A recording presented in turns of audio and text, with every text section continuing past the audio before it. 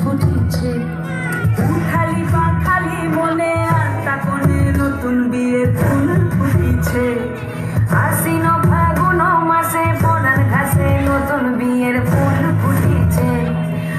খালি পা খালি মনে আত্মা কোণে নতুন বিয়ের ফুল ফুটিছে।